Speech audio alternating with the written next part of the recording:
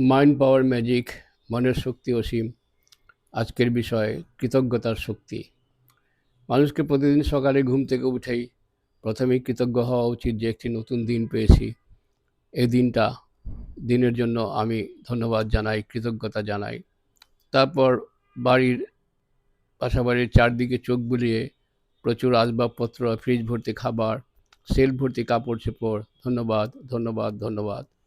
এইভাবে দিনটা শুরু করতে হবে এবং এইভাবে চালিয়ে যেতে হবে। এবং সবচেয়ে গুরুত্বপূর্ণ বিষয় হচ্ছে এই কৃতজ্ঞতাবোধকে অনুভব করতে হবে। কী লাভ হবে? যারা কৃতজ্ঞ হয়, যার যা কিছু আছে সেইগুলির জন্য যদি কৃতজ্ঞতা প্রকাশ করেন অনুভবের সাথে, সেইগুলি আরও বেড়ে যাবে এবং মানুষ তার জীবনে দারুণ সব পরিবর্তন দেখতে পাবে। এখন আরেকটি গুরুত্বপূর্ণ বিষয় আলাপ করি। আপনি যে জিনিসগুলি চাচ্ছেন এখনো হাতে পাননি, চোখ বন্ধ করে অনুভব করেন সেগুলো হাতে পেয়ে গেছেন, সেইগুলির জন্য আপনি অগ্রিম কৃতজ্ঞতা বোধ জাহির করতে পারবেন, ব্যক্ত করতে পারবেন এবং দেখবেন কিছুদিনের মধ্যে সেটা আপনার হাতে পেয়ে গেছেন।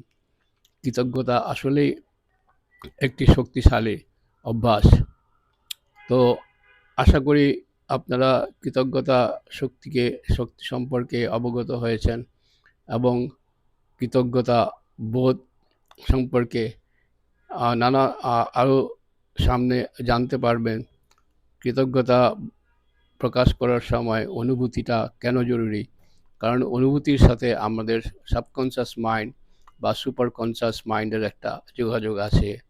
এই অনুভূতিটাই সাবকনশাস মাইন্ড জায়গা মতো পৌঁছে দেয় এবং সেখান থেকে আমরা ফিরে সব কিছু পেয়ে যাই। তো আশা করি চর্চা চালিয়ে যাবেন এবং জীবনকে আরও সুন্দর থেকে সুন্দরতর করবেন। এই কৃতজ্ঞতার শক্তি আপনাদের জন্য শুভ হোক, সুন্দর হোক, এই কামনা করি।